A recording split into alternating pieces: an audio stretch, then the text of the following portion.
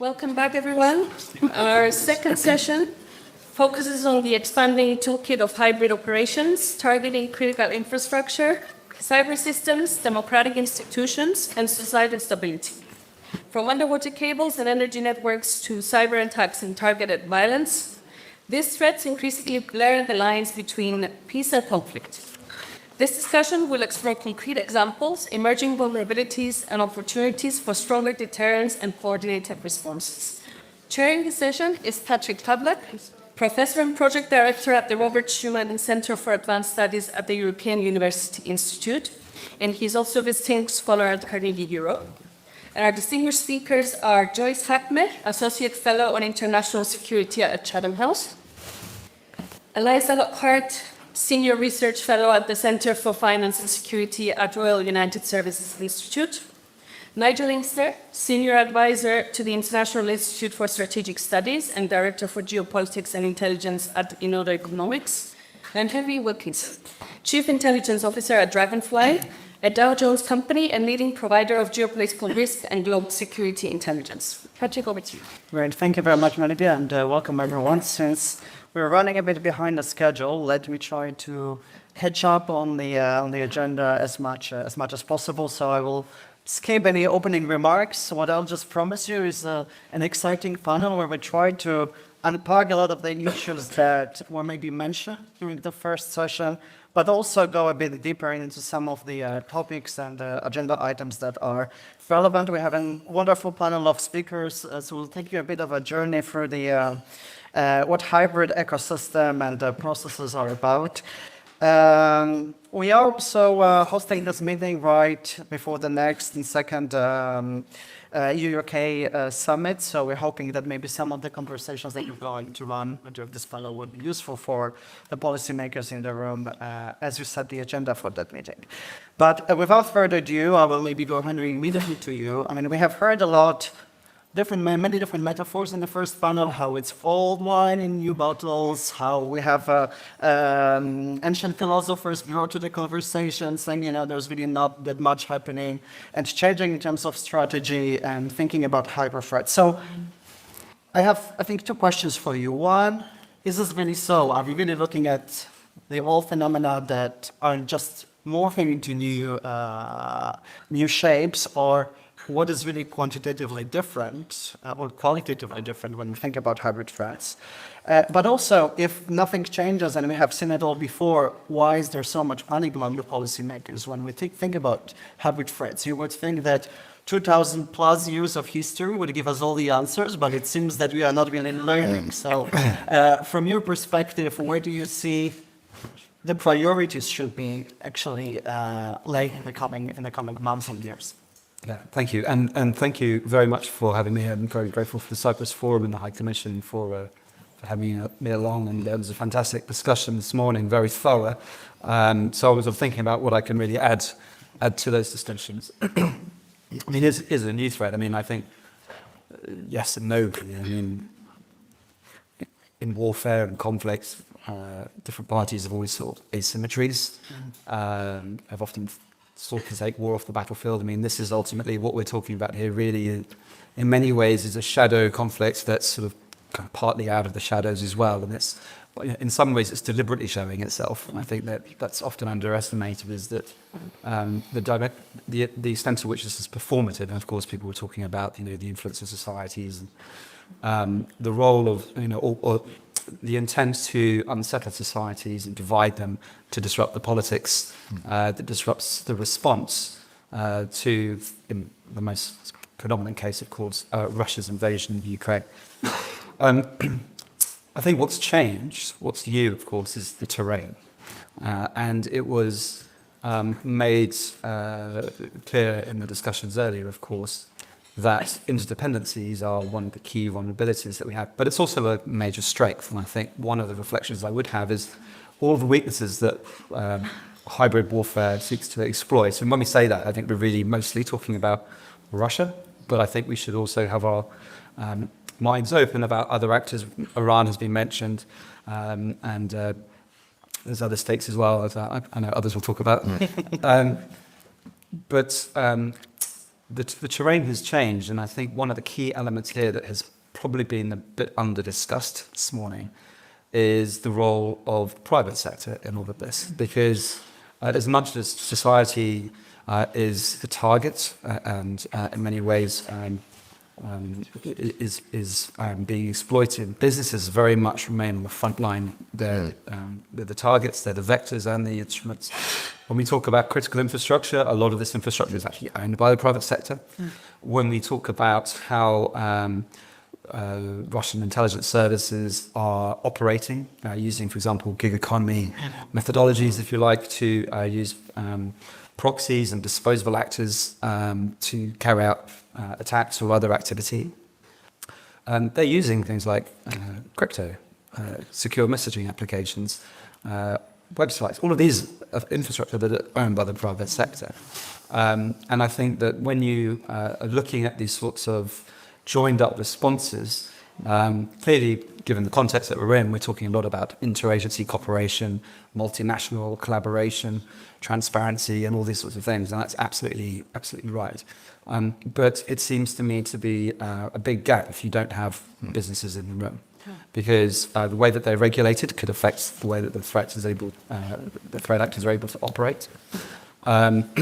The signals of these sorts of operations may be much more detectable within the business community. For example, suspicious transactions could provide, and there's measures around this as well, around anti-terrorism finance, for example, that could be extremely useful. The resilience building that goes into it, we're talking about supply chains all the time. Supplying what? Supplying trade. This is all business. This is all part of it. So I think conversations need to be had, and they are being had. I was in a meeting in London just the week before last, where we had a lot of the leaders from banks and various other businesses, aviation, etc., to talk about the hybrid warfare threat. And raise the awareness that within their organizations themselves, they need to be multidisciplinary. They need to, the corporate security department needs to be talking to the cyber department, needs to be talking to the compliance department and financial risk, and of course ultimately to C-suite, to make sure that they have resilient strategies.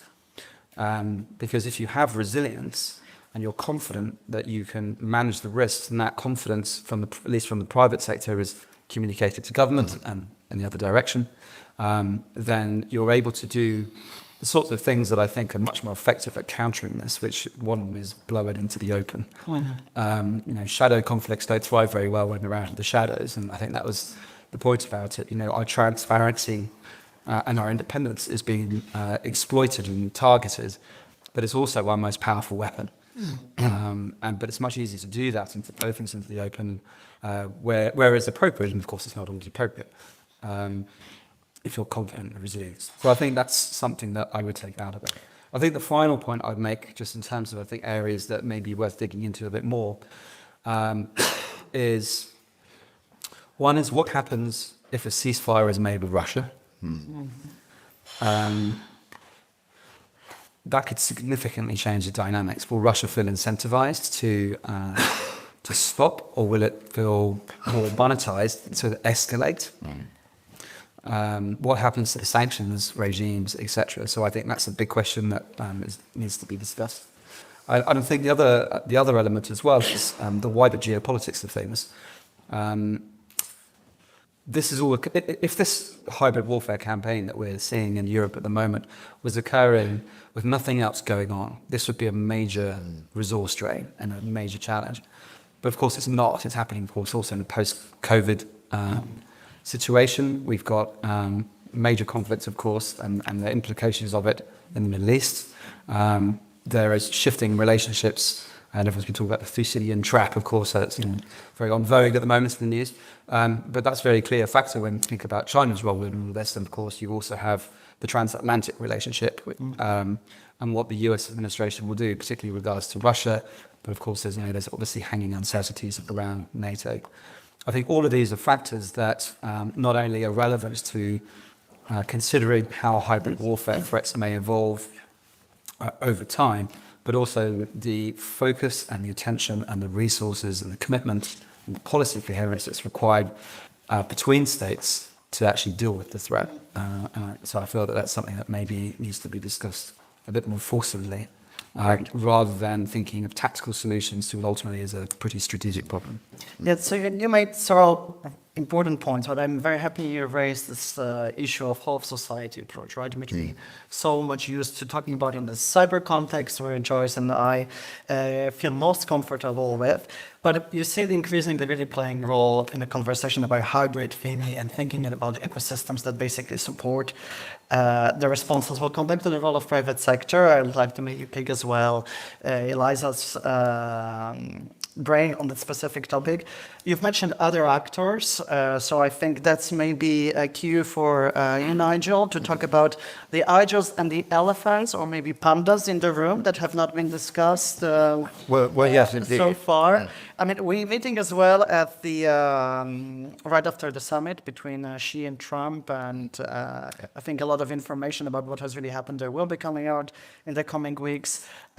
What is your take on that specific point? But also, I'd like to maybe, I'd like you to dive in one of the issues that was flagged during the first session. You know, if you didn't know anything about the intelligence cooperation, you would think that everything is wonderful and, you know, states and governments cooperate faced with this huge challenge. But anybody who has actually done some studies on intelligence knows that actually this is not that simple, and maybe the picture we got is much more rosy than it is in reality. So how can we actually also ensure, and what are some of the lessons for strengthening cooperation between the intelligence services that you have seen?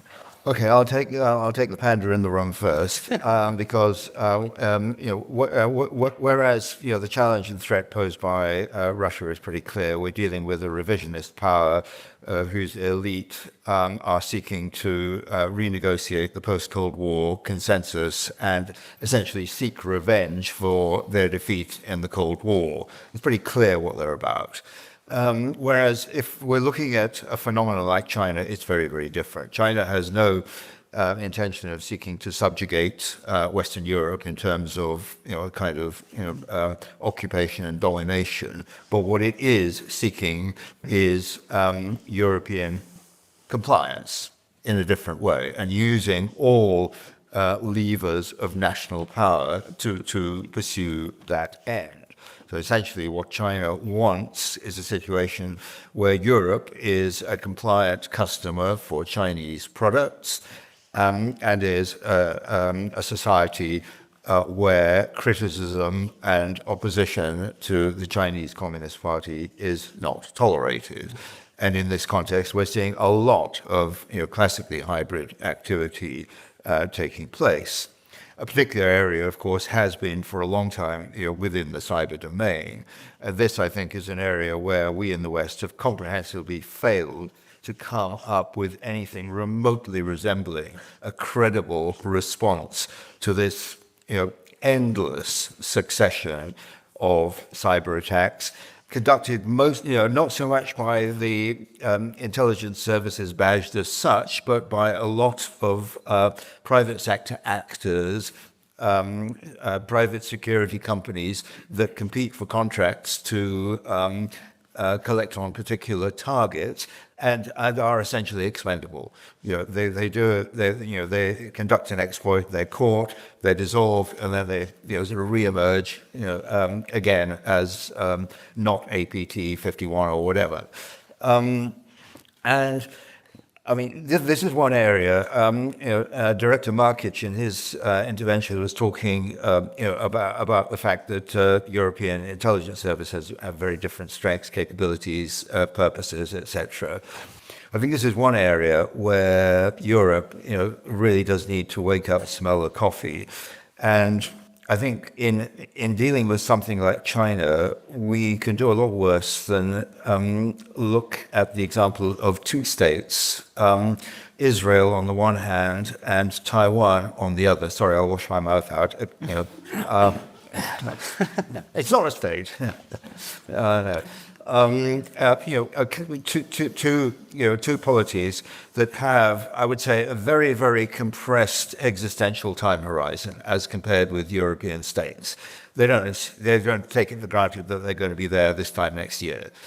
And both have gone to extreme lengths in different ways to deal with very significant challenges that they're facing. In the case of Israel, a relentless laser focus on achieving massively deep penetration of the Iranian state. They just got at it, kept at it non-stop. In the case of Taiwan, this is a polity that is on the receiving end of more Chinese hybrid activity than any other state on the planet. I mean, we're talking 2 million cyber intrusions per day. Comprehensive information and cognitive operations taking place pretty much round the clock. And Taiwan has actually learned a lot about how to deal with and manage this particular problem, including things like what the former Taiwanese information minister Audrey Tang called pre-bunking, identifying where the bad stories are going to come from and preemptively moving to neutralize these from taking place.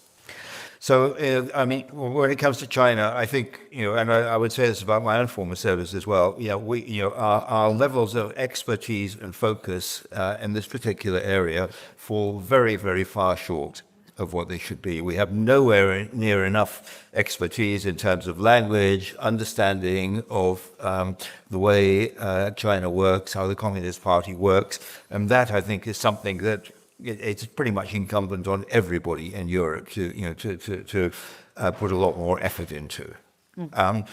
When it comes to intelligence cooperation, it's it is a very mixed bag. And the thing to say about cooperation between intelligence agencies, when it happens and when it happens well, the whole that it generates is significantly greater than the sum of the parts. No question about it. But this is not something, trust is not something, this is a product of trust, and trust is not something that can be mandated from the top. Trust is something that emerges organically as entities with common purpose come together and pool their resources and capabilities. And if we look at what happened in the context of Ukraine, where has the focus and the drive come from? Not perhaps so much from Europe's traditional major powers. It's been the Baltics, it's been the Nordics, it's been Finland, been the UK, not even a member of the European Union anymore. This is where we've seen a corpus of intelligence related activities which are delivering real effects on the ground.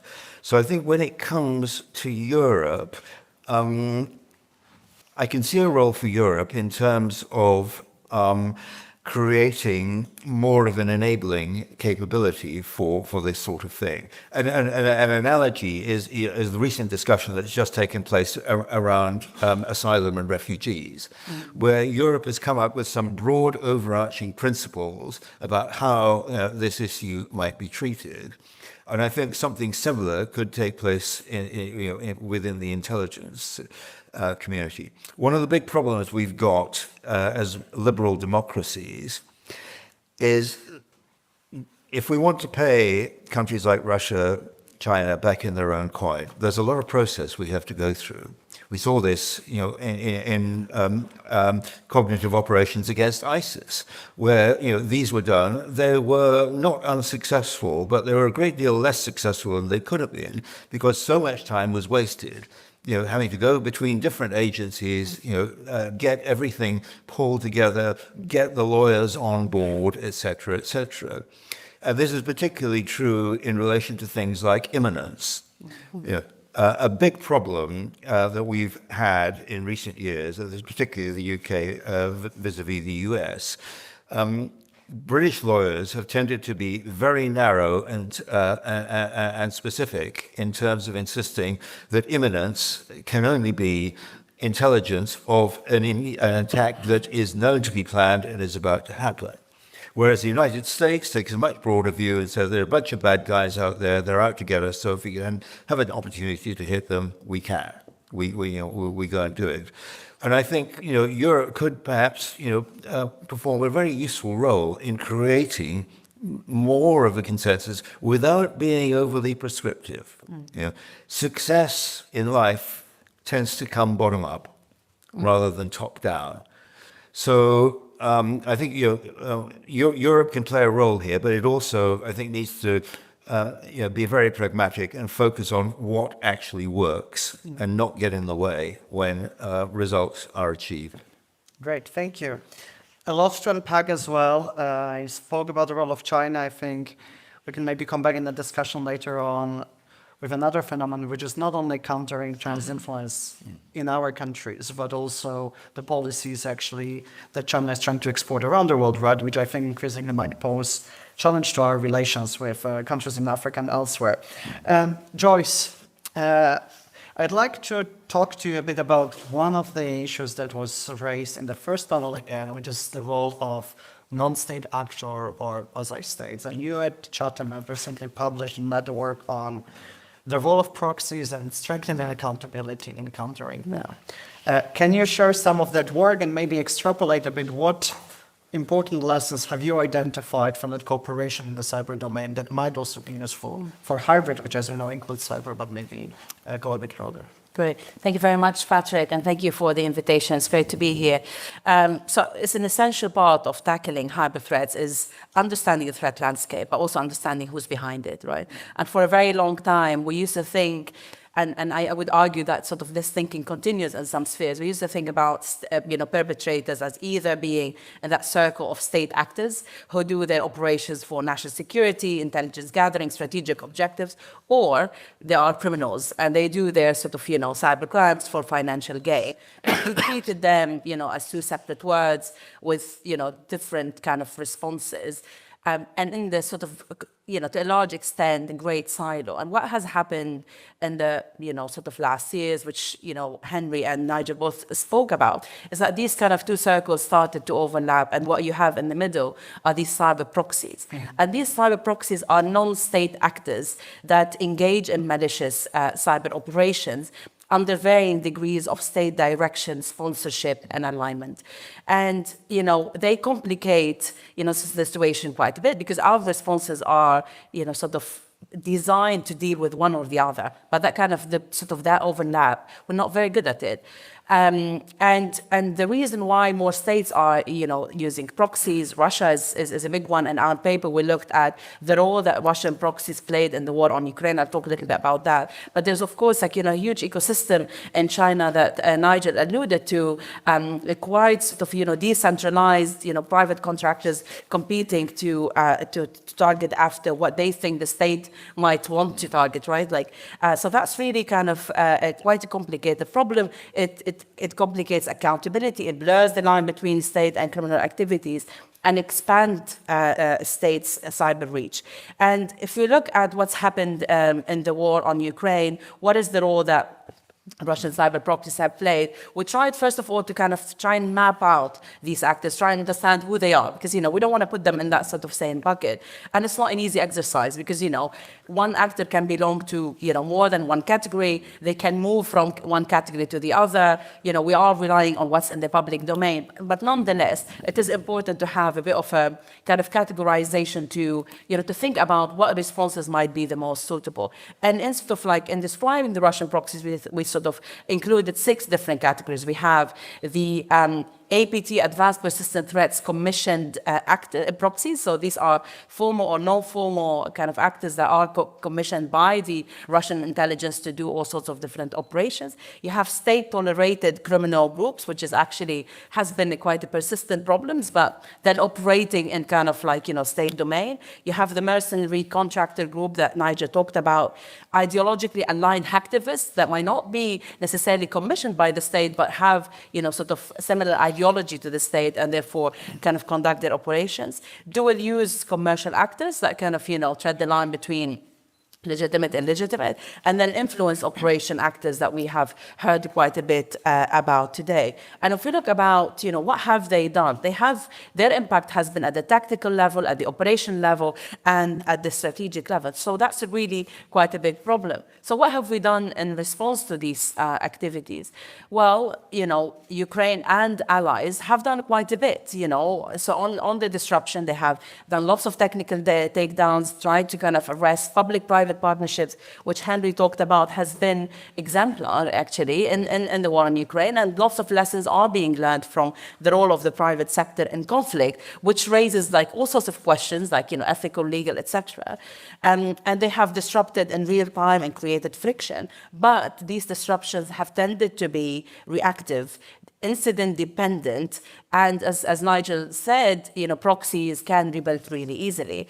But we have also seen, Ukraine and allies trying to impose costs, whether in sanctions, criminal prosecutions, diplomatic retortion. And these also are important. They impose real costs. However, we argue in the paper that these costs are unevenly imposed because most sanctioned individuals are not in Western jurisdictions. Most sanctioned individuals don't hold assets in Western jurisdictions. So while these kind of are important, particularly in sending political signals to allies about consequences, the actual tangible reach is limited. So what we argue in the paper is that you cannot just do disruption, which is about stopping the attack from continuing to happen. And you cannot just do cost imposition. You have to do both in tandem. And it has to be part of a coherent response. Jonathan talked in the previous session about the importance of all the different kind of bodies of government working in concert, working together. We put forward in the paper 9 recommendations. Some of them are sort of more urgent, and others they amplify this sort of urgency, and others the third bucket is about the long-term effectiveness. But these kind of recommendations are very much around you have to target the ecosystem. You can't just go after individuals. You have to have better formalized relationships with the private sector in order in tackling these malicious activities. But more importantly, you have to have that strategic coherence. And one of the main important argument that we put forward in the paper is that we don't need to wait for everything to align to do that. We don't need perfect circumstances, because that will never happen, or maybe we'll have to wait many, many years. We saw last year Operation Kronos that was led by the UK National Crime Agency, but involved 10 different countries, and did sort of something similar to what we advocated on in the paper. They did sort of technical takedown, sanctions, arrests, and they managed to dismantle one of the biggest ransomware groups that's ever existed, LockBit. And that was a huge achievement. But this has to be part of a persistent kind of effort, coherent, bringing the allies together and making sure that we are working together in a more sort of concerted way. Great. So you talked about coherent response and thinking and looking at the whole ecosystem. And I think one of the dimensions that's very often sort of underplayed or maybe not talked enough in these discussions is who pays for it? Where does the money come from, right? I mean, the hybrid operations, they do not come out of thin air. The money needs to come from somewhere. So, Eliza, from your work, where does the money come from? How are hybrid operations funded? What is the ecosystem of financing that we should be thinking about when designing the responses, and where should we actually be looking in order to make sure that the policymakers can design effective ways of responding to those threats? Yeah, it's such an important question, as you say. I think it is often slightly forgotten, but finance is the connective tissue that links all of these threats. And I think we've talked a lot about in the previous session, this idea of the fact that this is not new. And I would say one of the main lessons that we have learned at my Center for Finance and Security at RUSI, we've done deployments all over the world, including to Romania and Moldova after the 2025 elections, is that is correct. There is still cash is king in a lot of these operations. And you only have to sort of listen to one of the anti-corruption prosecutors from Moldova on our podcast talk about them stopping the airplanes with everyone having $8,000 of cash in their suitcases, because that was, the declaration threshold is $10,000. And yet, the new part about that is what happens once the cash flow is stopped. So once the cash flow is stopped, it moved to prepaid cards. Once the prepaid cards were stopped, it moved to empty cards that were then activated later on. And once that was stopped, it moved to crypto. So it's the scalability and the speed of the new financial technologies that once the operation shifts from the path of least resistance, which is still, I would say, very much traditional pathways, to new pathways, that's where we tend to lack a lot of the capabilities to deal with that in an agile way at the speed that we need to do. And I think something that the lesson learned that we can all learn from both Romania and Moldova is the need that we need to think about how we coordinate financial intelligence, information sharing, much faster across these silos, because still very often the idea of tracking illicit financial flows sits within a very siloed law enforcement entity.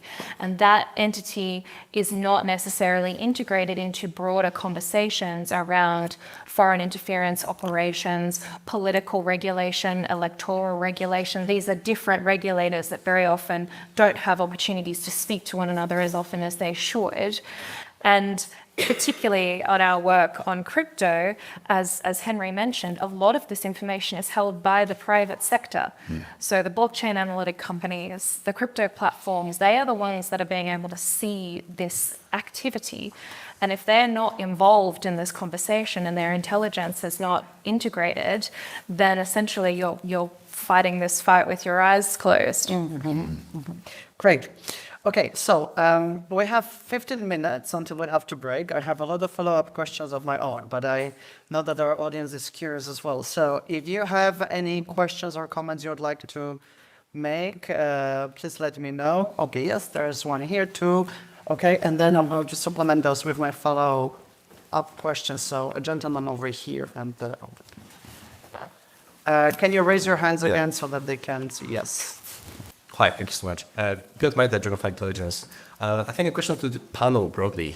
So, as the hydrographer is interestingly asymmetric, initially we saw the ships dragging the anchors, then the drones, then the arsenals, then the gig economy expanding.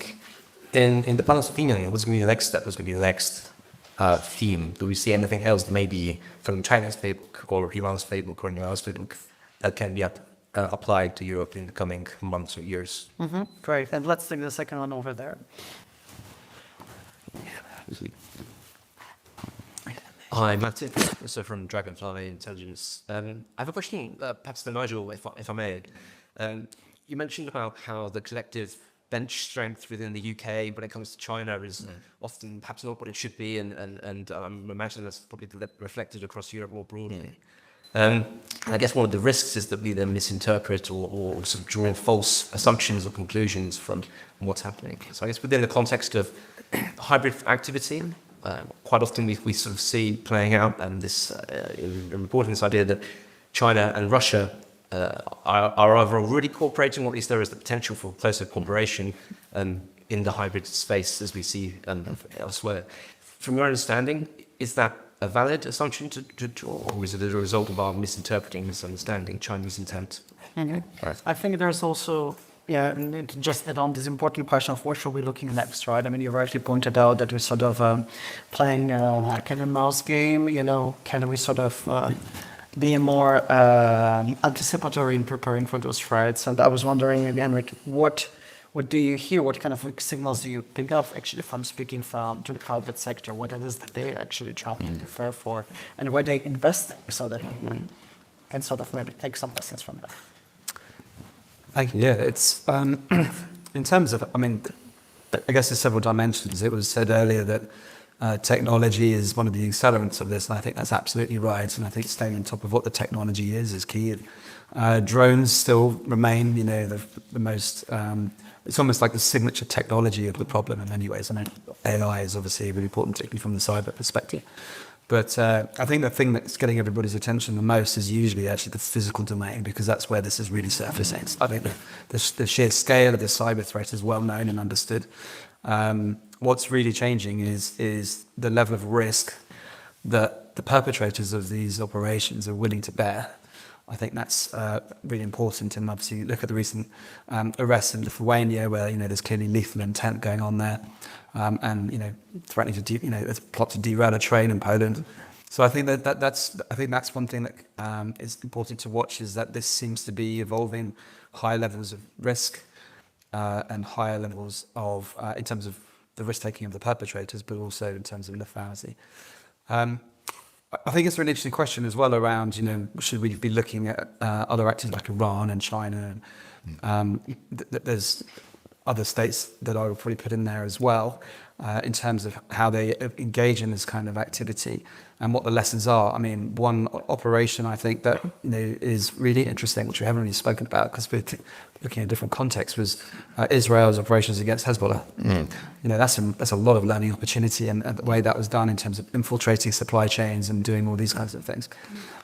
So supply chain risk is definitely one of the big factors in the commercial discussion, that when you talk about it, is that you may feel that your organization is locked down, but your counterparties, your third parties, your supply chains, this is, there could be activity embedded deep within your supplier network that is the problem. So I think it's a really complex threat, but I guess one of the things that's interesting is also that when you look at, for example, what Iran is doing, I think actually where they're really learning is what the Russians are doing. This is the crucible in Europe. This is where we're seeing things play out. And the question to my mind is, when will we start seeing this evolve more in other regions? So it's a difficult kind of thing to say, other than to say that the one thing I think you can bank on is it will evolve. And the better the countermeasures are and the responses are to the threat, the more you will see the evolution. I'm quite surprised we haven't really talked much about, undersea cables and satellites. Like when you open in newspapers, this is what everybody seems to be thinking about. But you seem to be going more in the direction of, let's look at these potentially low cost but a high impact, More clandestine, yes. activities that are also probably easier to organize and require less resources, right? Okay, and Nigel, let's go to you then. There's Russia, China, yeah. Well, I mean, look, there is a strategic part. To all intents and purposes, a strategic partnership here. China needs that 4,500 kilometer long border to be secure and reliable. Without that, it can't refocus its military and strategic efforts into the Indo-Pacific in the way that it is now doing. But also there is common cause, and the common cause is to undermine the US-led global order. Russia is an avowedly revisionist power. I would characterize China as a revisionist power masquerading as a guardian of the status quo. There are common interests. Anything that diminishes the United States or Western liberal democracies is something on which a degree of cooperation is likely to happen. And a case in point is between 2010 and 2012, the CIA lost about a dozen very high-grade agents in China, all of whom were communicating using an internet-based system, which had also been provided by CIA to an Iranian agent who was a double agent and had turned over the device to the Iranian authorities. There was a general sharing of that information between the bad guys, the Russians, the Iranians, and of course the Chinese, who were then able to scoop up the agents that they were worried about.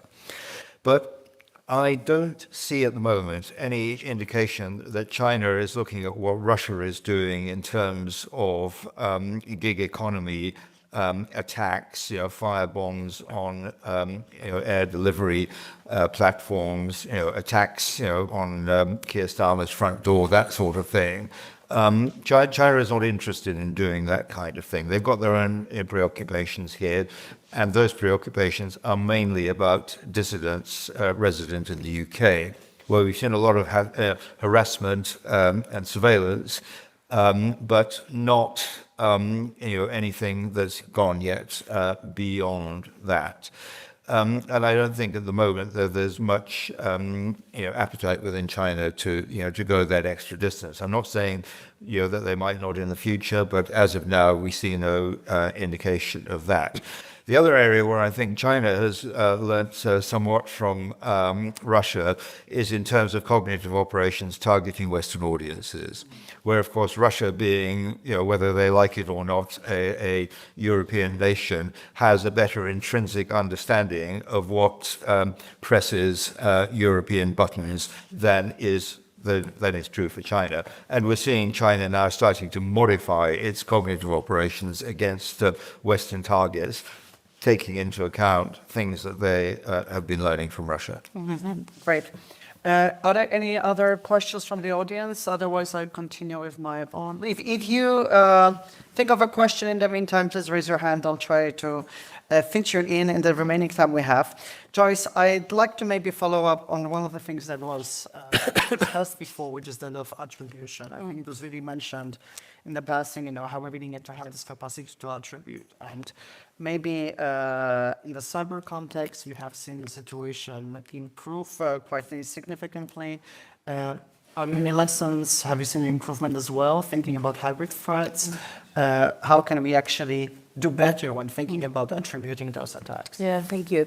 Well, attribution is very important, but attribution without consequences is not, it's just basically, just gives you the feeling, like the false sense of security that you've done something, but actually you haven't really changed much. And actually in the paper, what we saw is that, all these measures that actually have had a tangible result have only had tactical successes but have not strategically degraded capabilities. So attribution has to be part of a kind of like more, package of different kind of, things that we do in order to kind of like hold the perpetrators accountable. Really interesting to see kind of like speaking about China, that China is now doing its own attribution. Because for a very long time it has been, sort of Western countries coming together, attributing, different operations to either China, Russia, or different kind of organizations. We're seeing China engaging more proactively in that space, saying, well, we can also have our own attribution. And the question is, what kind of, obviously there are different types of attribution. We talk political, we talk in legal, and we talk in technical. And this is, again, the role of the private sector and how important it is.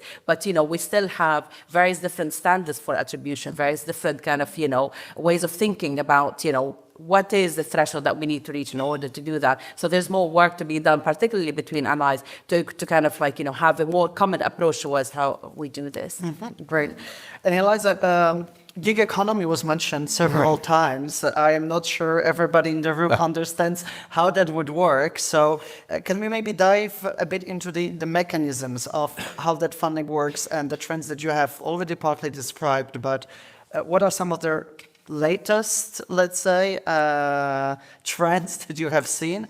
And maybe at the same time, are there any good practices of lessons of things that work that you think people actually should keep it in mind when trying to counter those tendencies? Absolutely. RUSI has a report out recently on how Russia is using the gig economy model to finance its sabotage. And what gig economy means is it's essentially using the kind of Uber model. So it is recruiting non-trained operatives. These are just ordinary people who they find on platforms, sometimes crypto platforms, sometimes gaming platforms. They're usually young, financially vulnerable, and very often it is do this thing for trade. And that may not even be money. Some teenagers got a second-hand car for planting a Molotov cocktail on someone's doorstep, or spraying a certain type of graffiti on a statue in the town square. And the point is, these are completely disposable agents to the state. They do not care about them. They often do not pay them what they're promised. And even if they are disrupted, the point has been to stretch law enforcement resources and to create fear and suspicion. And so I think what's really telling about how these are actually financed is we're not talking very often about sophisticated crypto models here. We're not talking about mixers or privacy coins. It's the lowest, easiest form of entry, the lowest know your client barriers. And that's an opportunity because that enables law enforcement to trace these relatively easily in comparison to, I guess, more sophisticated operations. But it's the scale. It's the ability to be able to recruit so many agents across so many platforms and law enforcement having to juggle with this. I think one of the key lessons that we can learn is that these are not ideologically driven attacks. These people do not buy in to whatever state is hiring them. And very often they don't even know that it's a state that's hiring them. So that gives us an opportunity to actually educate a lot of these people. And we know that they are going to be the financially vulnerable people in the community. So being able to actually be more public facing in our explanation and our messaging around how these people are targeted, the fact that they don't care about you, they're probably not going to pay you what they're promised, and if you get caught, there is going to be no protection for you. So being more, I guess, educative towards community around the consequences of being involved in this type of activity can be really, really important. And I think the final question from all of you, I kept the most difficult one for the end. I think one of the reasons why maybe dealing with all the types of threats that we've been discussing in the past was easier is that we could always fall back on the existing international order and the rules that it provided to sort of give us certain framework and guarantees, whether you talk about financial crime or whether you talk about cyber or any other activities. Do you think that as we look at the external actors, right, and identify those threats, we should at the same time maybe stop for a second and think to what extent this dismantling or questioning of the existing rules-based order, in what way it has damaged actually our capacity to respond, right? Because to some extent, things that we have taken for granted in thinking about our responses, the alliances and so on, do not seem to be that reliable and straightforward, right? So what would be your, let's say, the main point where you think we should also think about the ways in which we conduct those counter-hybrid, counter-cyber operations? How should we be thinking about our own behavior in order not to maybe provide excuses and justification for malicious actors to sort of play against us in the future? Anybody wants to pick it up? I mean, I could offer a thought, which is, I think it's absolutely true that we are moving away from this multilateral liberal rules-based order. I also don't think that we're actually in a multipolar order yet either. I just don't buy into that. We're in something much more fluid in between, and that is precisely, I think, why we're seeing hybrid warfare, why we're seeing geoeconomic coercion, why we're seeing the weaponization of trade. It's because we're in this transient moment where everything is fluid and the boundaries can be redrawn. There's huge opportunity to do that. All we've got to do is push for it. I think what the kind of responses, I think this is inexorable as well. I don't see any evidence that we're going back to how we were before.